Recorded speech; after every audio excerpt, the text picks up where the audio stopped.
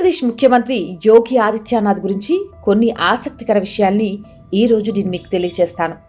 ఉత్తరప్రదేశ్ ముఖ్యమంత్రి కాషాయ దుస్తులు ధరిస్తారని చాలామంది అనుకుంటారు. అందుకే అక్కడ సన్యాసి అంటే సర్వసంగ పరిత్యాగి అన్నాడు. అయితే ఆయన గురించి చాలా విషయాలు ఇప్పటికీ జనాలకు తెలియదు. ఆయనకు సంబంధించిన కొన్ని విషయాల్ని ఈ వీడియో ద్వారా నేను మీకు అందించే ప్రయత్నం చేస్తాను.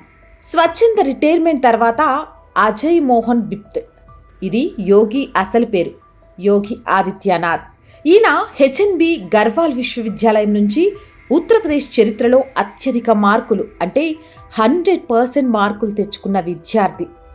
యోగీజీ గణిత విద్యార్థి. అతను బీఎస్సీ గణితంలో బంగారు పతాకంతో ఉత్తీర్ణత సాధించారు. 1972లో యూపీలోని వెనుకబడిన పంచూర్ గ్రామంలో చాలా పేద కుటుంబంలో జన్మించారు. ఆయనకిప్పుడు 50 ఏండ్లు.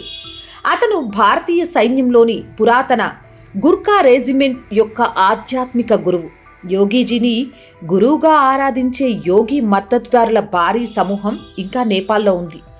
మార్షల్ ఆర్ట్స్ అంటే తెలుసు కదా, మల్ల యుద్ధం. ఇందులో ఆయనకు అద్భుతమైన నైపుణ్యం ఉంది. ఏకకాలంలో నలుగురిని ఓడించి రికార్డు సృష్టించారు. ఉత్తరప్రదేశ్ ప్రఖ్యాత స్విమ్మర్ ఎవరో తెలుసా? యోగి ఆదిత్యనాథ్. ఎన్నో పెద్ద నదులను దాటిన ఖ్యాతిని కూడా పొందారు. కంప్యూటర్ని కూడా ఓడించే అకౌంటింగ్ నిపుణుడు. ప్రముఖ గణిత శాస్త్రవేత్త శకుంతలాదేవి కూడా యోగీజీని ప్రశంసించారు. రాత్రిపూట కేవలం 4 గంటలు మాత్రమే నిద్రిస్తారు. ప్రతిరోజు ఉదయం 3 గంటల 30 నిమిషాలకు లేస్తారు. యోగా, ధ్యానం, గోశాల, హారతి, పూజ ఇవి ఆయన దినచర్య. రోజుకు 2 సార్లు మాత్రమే ఆహారం తింటారు. అది కూడా పూర్తిగా శాకాహారం. ఆహారంలో ఎక్కువగా దుంపలు, వేర్లు, పండ్లు మరియు దేశీయ ఆవు పాలు ఉంటాయి. యోగీజీ ఇప్పటి వరకు ఏ కారణం చేత ఆసుపత్రిలో చేరలేదు అంటే నమ్ముతారా? యోగి ఆదిత్యనాథ్ ఆసియాలోని అత్యుత్తమ వన్యప్రాణి శిక్షకులలో ఒకరు. యోగికి వన్యప్రాణులంటే చాలా ఇష్టం. యోగి కుటుంబం ఎంపీ లేదా ముఖ్యమంత్రి కాకముందు ఎలాంటి స్థితిలో ఉందో ఇప్పటికీ అలాగే జీవిస్తుంది.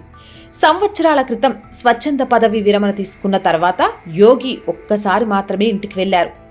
యోగికి ఒకే బ్యాంకు ఖాతా ఉంది మరియు అతని పేరు మీద భూమి, ఆస్తి లేదు, లేదా అతనికి ఎటువంటి ఖర్చులు కూడా లేవు.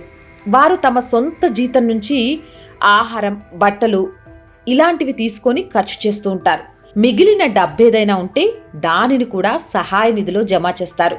ఇది యోగి ఆదిత్యనాథ్కి సంబంధించి మనం తెలుసుకొని వాస్తవ నిజాలు. భారతదేశంలో నిజమైన నాయకుడు ఇలానే ఉండాలి. అలాంటి నాయకులు మాత్రమే భారతదేశాన్ని మళ్ళీ ప్రపంచ గురువుగా మార్చగలరు. నేను చెప్పిన దాంట్లో వాస్తవం ఉంది అనుకుంటే ఈ వీడియోని షేర్ చేయండి. అలాగే ఈ వీడియోపై మీ అభిప్రాయాన్ని కామెంట్ సెక్షన్లో తెలియజేయండి. అలాగే ఇలాంటి మరిన్ని వీడియోస్ నేను మీకు అందించాలంటే మన ఛానల్ని సబ్స్క్రైబ్ చేసుకోవడంతో పాటు మెంబర్షిప్గా జాయిన్ అయి నన్ను ప్రోత్సహించండి.